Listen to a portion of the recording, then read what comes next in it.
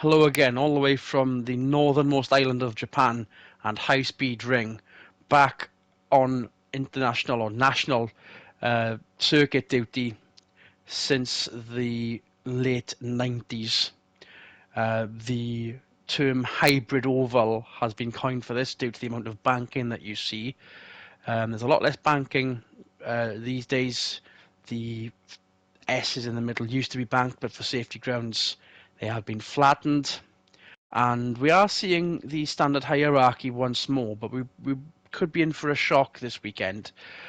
Sunny skies right now. We're expecting rain for race 2. And alongside me has been keeping eye on things, Michael Swinnerton. Good afternoon. Good afternoon indeed.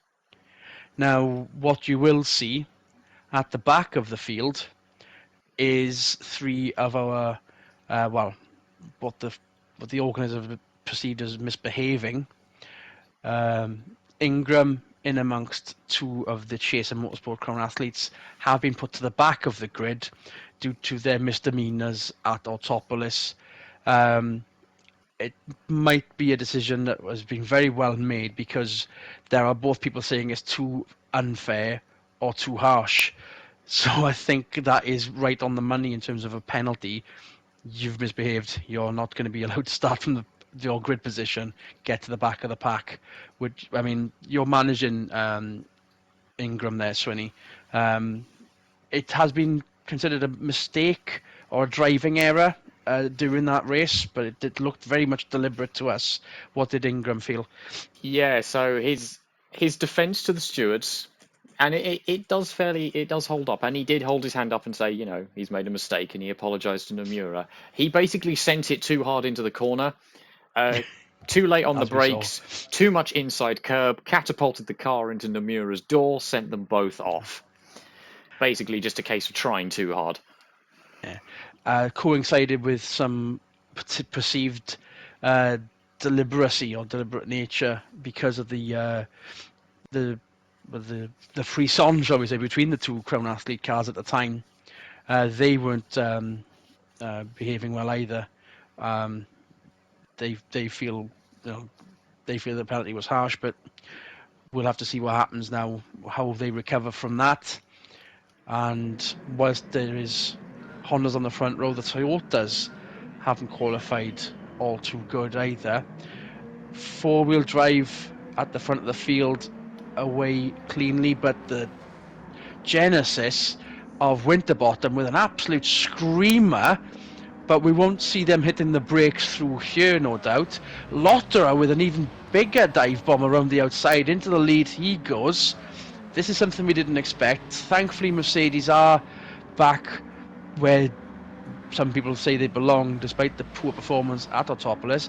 Here's the first braking area. Camber, wide line option might have been a better suggestion, but the pack there, hugging the racing line across the bridge for the very first time, and hitting the brakes. Bit of dust flying up there. There is some slight camber here, but obviously it's not as volatile as it used to be, making this circuit a lot safer. You can see some alternate lines there. There's Ingram, there's Frentzen. They've cleaned up the tunnel. That's a lot wider as well. There used to be a very good visibility through there, but I think it's even better than before. Hopefully not too blinding. Yeah, it's kind of incredible to see the different lines through the corners here. Frentzen here started 17th, already up to 11th in the top 10 by the end of first lap, and same with Ingram, from 18th to 7th. It's kind of crazy. If this trend continues, we'll see what happens as Winterbottom crosses the line first, and due to the hybrid oval nature of the circuit, we are going to see some fantastic slipstreaming battles.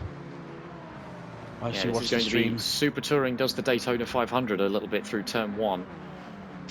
We already saw it last lap with cars going 4 and 5 wide in places. They'll probably calm down as the race progresses, but we'll have to wait and see depending on who gets what slipstream. There goes Frentzen around the outside of everybody again. She's going to end up in the lead pretty soon. Yeah, the momentum from the final turn, I think that's more than enough. It's going to be a podium position by the end of the lap, but it's still early days yet. We had a concern about the Renaults in the World Championship being dominant, but this is very much a one-off performance. Don't know. I mean, qualifying didn't seem to show the evidence there, but it's very evidential now. It's very likely. Yep. Why? I mean, everyone else should be jumping on that high and wide and handsome bandwagon as Ellen Frentzen is about to take the lead before the lap is even complete. She leads that lap, but Winterbottom is still right there. The Genesis is quick in a straight line, and it's showing it because he's just clawing the lead back. I don't know if it's going to be enough to keep the lead, though, because Frenzen's probably going to go around the outside of him at turn 2. Scaife up to third, so the Honda Power is making up for a bad start, swamped by the four-wheel drive brigade. Lottra's back down to 8th after a very good start. Yeah, was leading for a brief time. Ingram up to 6th, so... And there goes Ellen. Gets herself alongside, keeps the door open. She's going to have the better line into turn 3 here. This is the other thing to remember, of course. Whilst this track only has 6 corners, it makes every corner that much more important compared to a longer track with, say, 16, 17, 18 turns, where you can sort of disregard some of them. It's going to be crucial to get the line right and the momentum through every single one of these turns. And there goes Frentzen off into the lead. I don't think we're going to see much of her for the rest of this race. Yeah, we might be persuaded by the race director to focus on the mid-pack and the slipstream battles there, but this is one of the greatest climbs up the grid, the fastest climb up the grid. You wouldn't have seen this around a place like Tsukuba. We're going to be around in a few weekends' time. But look at that mid-pack. You can see that the Suzuki driven Honda is now up to 4th ahead of Petonia. Ingram making up for the error of his ways on track and by the stewards, 7th place already. Given the form that Ellen Frenzen's putting into the car, I'm surprised he's not up there as quick as... I mean, Lottra overtook him, for God's sake. Lottra still hanging on to 8th ahead of Takahashi and Nakajima in the other Mazda. In fact, Nakajima in the... Katayama's Works Mazda. The Privateer Nakajima FedEx Mazda behind. That's a bit of performance this time by. But the Toyotas scratching their heads. This is not a good look for... Well, we keep saying it when they're less than outside the top 5. They're outside the top 10 at this race. Yeah, not one for the top for the last speed. Points here. It's all going to be down to setup, what cars are set up in what way, and I feel like the Toyotas, A, they might not have hit the setup round here, and B, I don't think that car is quite as aerodynamic as some of the others. It's a very sort of blobby kind of shape, especially when you compare that to the Genesis G70 that's much more streamlined and longer, which is going to suit this high-speed track round here. And compared to the brick that is the Crown Athlete of Butcher's former teammate E-Day just gone past, the erstwhile Scott, and being about to be crowded out by 2 semi-works and privateer cars there. Fujiwara in the oldest car on the grid, just happy to be there. The power of this car, obviously self-evident right there. It is not even close. Obviously, you could see it making the effort. Maybe not there, but no. There's another high-speed race sometime soon, Bathurst, that rumor has it that they might not have the capabilities of even getting to the venue. I think some dispensation is rumored to be allowed for that team, given the circumstances, but also potential for a replacement for that car, another waiver of the franchise if it's one of the older cars. They may be allowed to switch, but stick with what they've been replacing it with long term then.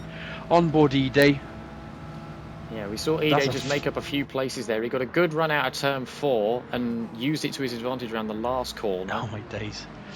Moved himself just on the top, just outside the top 10, knocking on the door. There's a big clump of them all wanting that 10th place spot. Currently held by Nakajima, but for how much longer, I don't know.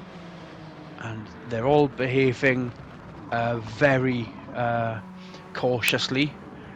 No silly mistakes, no silly panel bashing.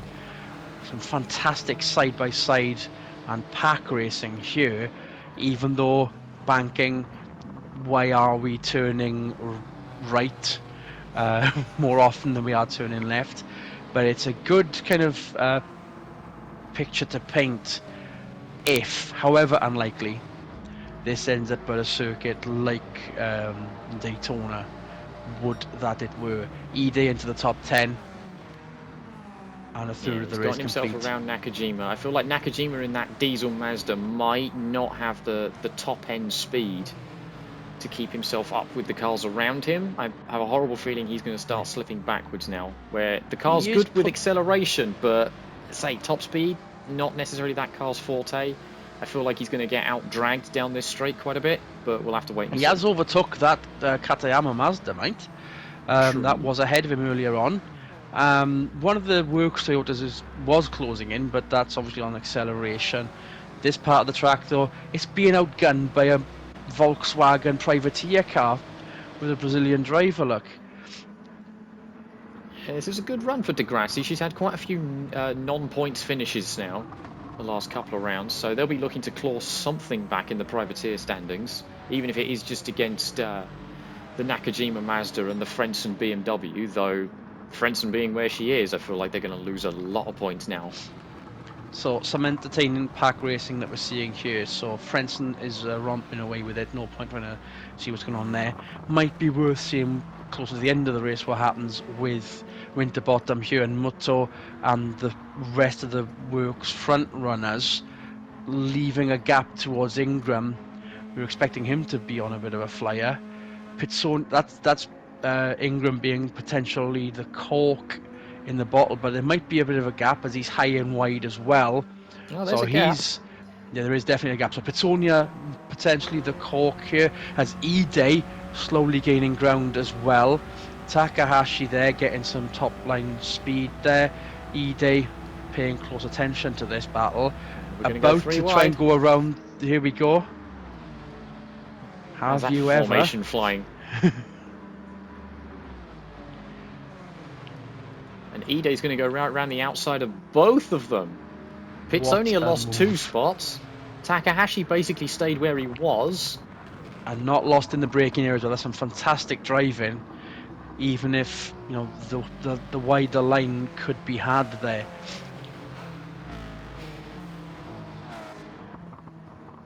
Although Takahashi having a look on the inside, gets the door slammed on his face. Everyone just has to sit line astern for now. We've got Naruse now trying to take 12th off of Nakajima. I think he's got that made and done. So Nakajima does unfortunately continue to drop backwards. Degrassi's going to want to get past him for very crucial privateer points, which he does rather handedly. Nakajima starting to fall back, but it is a bit of a shuffle and a bit of a lottery. Not exactly on sort of washing machine tumble dryer levels of shaking up the action there, but with Lotterer's Mercedes at the front of this pack, it's surprising to see Schumacher's Mercedes at the back of it and not gaining any ground whatsoever. Here's Rustad then on board. We'll see what sort of behaviour from the guys in front. It's all very tame. No one's really trying to go for any overtakes here. No one's got a run on anybody per se, although it looks like Degrassi might have a bit of momentum on the Toyota in front of her. We'll see what happens when they go into turn 2. Still not a cloud in sight, despite the news of heavy rain later on this evening. I'd be surprised if they actually get the race done, considering any rain on a banked surface, you would trickle to the bottom of the camber, wouldn't it? And I don't think that would be very safe. But we have been told that it has been tested. It can make for a similar sort of wet level to a flat surface. Apparently, the technology is there. Apparently, we'll just have to wait and see. Proof of the pudding and that. As Lotter has just gone, we'll just have to keep ourselves entertained with what's in front of us right now. The final points in the top 15. Lotra clinging on to P10. Katayama provisionally on pole, but that is still soon to change with another half of the race remaining. Yeah, I feel like Naruse's he's got a run on Lotterer here. He's going to try and go down the inside of the Mercedes. Can't quite do it there. I think his best bet is into the braking area for turn 2. As is everyone else's potential overtaking opportunity here. Are we going to go through it 3 wide into turn 2? This is an interesting choice. Brave. Oh, 2 my wide days. at least. Gets on the inside of Lotterer. Gets the move done, so moves the Mercedes back down a spot. So Lotterer, after that really good start, was in the lead for a very short time, down to 12th. So these Mercs not necessarily happy with the track conditions around here and are dropping backwards. Lotterer now needs to be careful he doesn't get overtaken by the 2 privateers behind him. And I have a horrible feeling he's going to watch the Mazda and Toyota in front of him disappear off up the road. Lotterer's teammate Schumacher still bookending this particular crocodile, mixing metaphors as we go. Nomura, there's Nomura as well, so yeah, Nomura has not made the same progress that Ide has, which makes me think that those 2 cars are on 2 very different kinds of setups, and one is working and one isn't. So the race engineers will be having a little meeting after this race, I'm sure, to compare notes. Whilst Fujiwara is nowhere to be seen in this pack, that car's about to be lapped by the leader, Frentzen. We can see that in the track map here. But here's Ingram. Progress had been made, but it seems to have hit a ceiling as Ide closes in P7. So they have been, whilst Ingram has made a sharp progress, stagnated. Ide is in the same position, almost, having gradually made his way up, turn by turn, position by position. And it looks like Ide is dragging the Subaru and the Mazda with him there, so I feel like that's going to be a 4-car train pretty soon.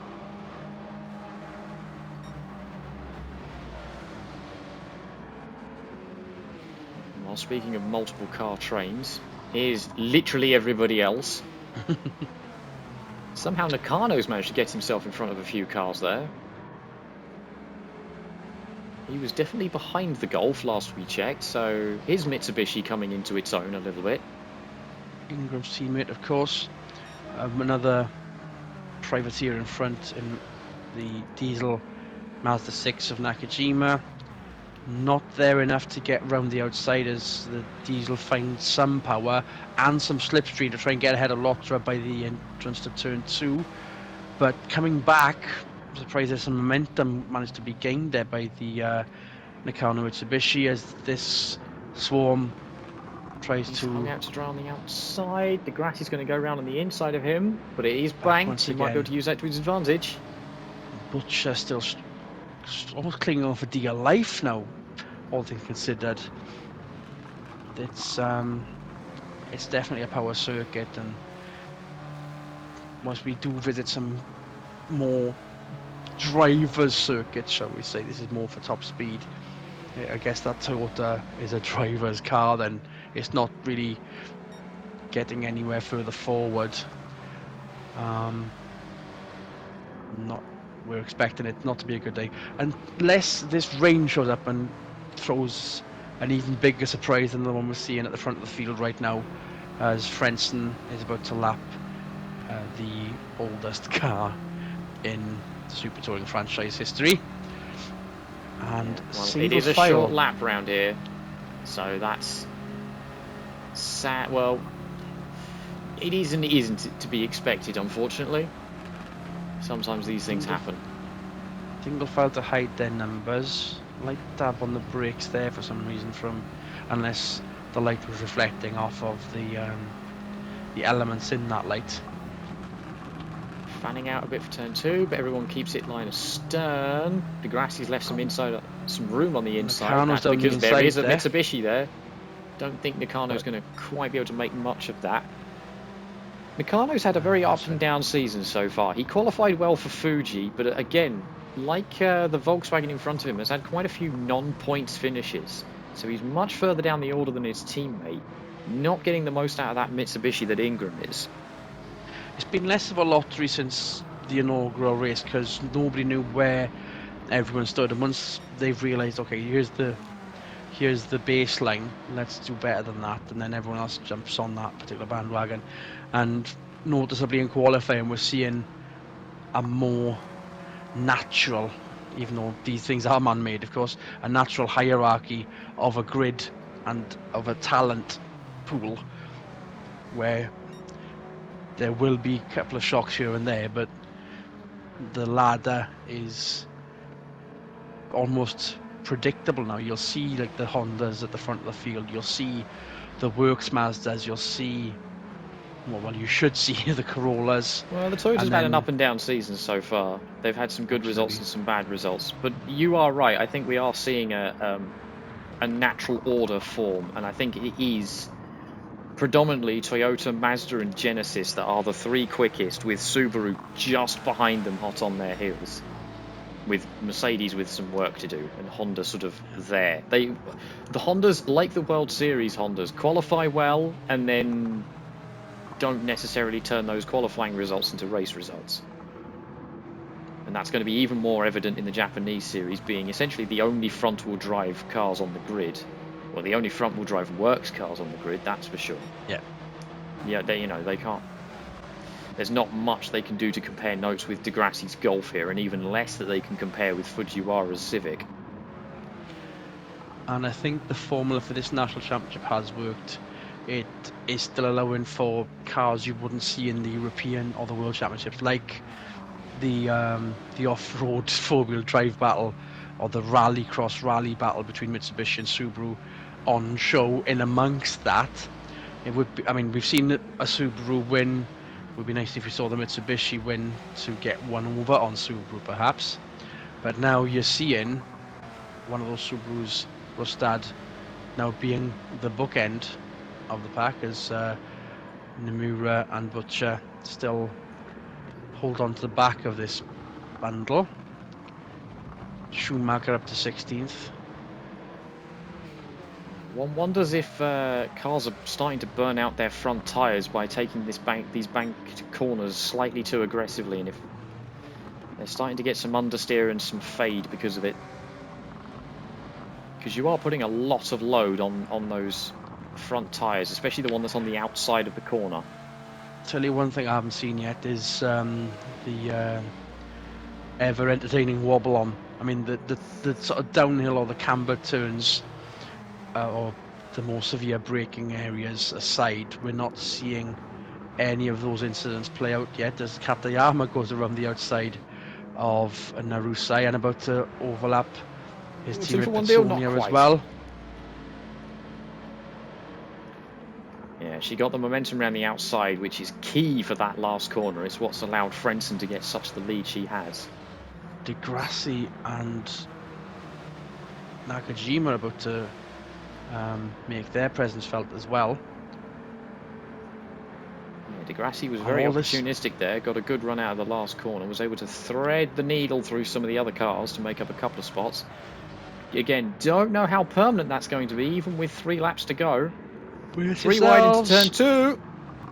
It's possible, but you need to give room. Bit of elbow work there. They're all 2x2, hurrah, hurrah. Degrassi up to 9th. For now.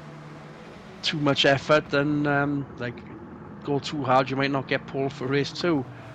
And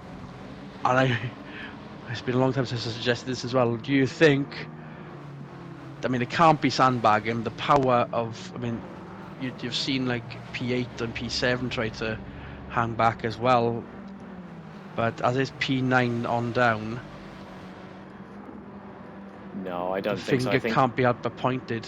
with how with how easy it is to get past cars here and how easy it is to find yourself just getting lucky from the slipstream, these guys are going to be just going all out trying to get whatever they can whenever they can to try and stay in those good positions, because right now I think it's more about securing points, And they're about considering to this lap. is ninth.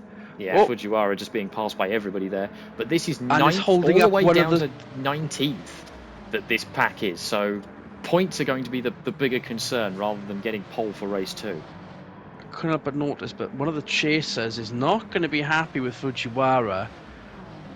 There's one of them, but Oh, it's Ide stuck behind Ide, him, not pulling out. I this wonder if he's is got a problem with his car. Ide being. I mean, you can't see Ide being too generous there, because that is a long way from home for there to be any kind of Lightning McQueen style pushing towards the end of the race. Yeah, I don't. I wonder if he lost power or accidentally hit a kill switch or something whilst behind the Honda I there, wonder. because that was very strange. But he's dropped completely outside of the top 10. So the two Genesis I doing very well to be on display for all to see. Formation Much like the flying, two filling Hondas out the behind rest of the it. Oh, podium. careful. Here's the two Hondas. Nothing to fight for really, but maintain the points that they're going to get. Ingram kind of stagnated. Wide the line. Got the whole track to himself there. Same with And the same. Takahashi. And there's your top 7 by the looks of it. And here's one of the best, most entertaining features of the race. If a little dulling towards the end because nothing else was happening, and this was for the minor placings, and sensibly fought on one of the more well, it used to be a very dangerous venue, and thankfully all the doubts have been allayed. We're going to see Frenson cross the finish line about 2 races ahead of everybody else. Basically, she's won Bathurst. Oh, just kidding. Winterbottom and Genesis and Muto, very proud of their efforts after the win last weekend. Honda, no, they could do better, but that was just a complete approach from left field from a privateer BMW that we did not expect to win at all. I wonder if they found something in reserve that they couldn't use at other venues and managed to exploit it for a circuit like this. Petsonia 8th, Nurusai 9th. Degrassi will get pole for race 2 on the standing start as Ide managed to claw some time back, but that was a bit of either a dumb decision from Ide or even more stupidly from the Fujiwara Honda. The questions will be asked, and one of the better finishes from Ingram as well there, Swinny. But yeah, I could have took us off guard. We didn't know exactly what to expect. So should we be surprised that it was slightly disappointing despite the shock result? I mean, I wouldn't call it disappointing per se. We had lots of 2 wide and 3 wide racing around here, which was sort of to be expected with how wide it is and the banking and so on and so forth. Frenson coming from 17th on the grid to win by over half a lap. That is surprising. They must have nailed that setup to within a millimetre to give Ellen the confidence that she had just to fling the car around some of those corners that seemingly nobody else could do but Ingram. So we'll have to see if anyone can replicate that for race 2, or at the very least, do a lot of homework. So when we come back here for the next season, work out how they're doing it and see if they can replicate it. And we are still unsure of what to expect for race 2 either. Yes, it should be more of the same, but as you can see, it's sunny now, and we're expecting something to fill that particular reservoir that we just saw um, up to almost floodplain level, and hopefully everyone stays dry for race 2. We're expecting it to rain, and we can't wait to see it. we'll see you for the next race. Good racing, everyone.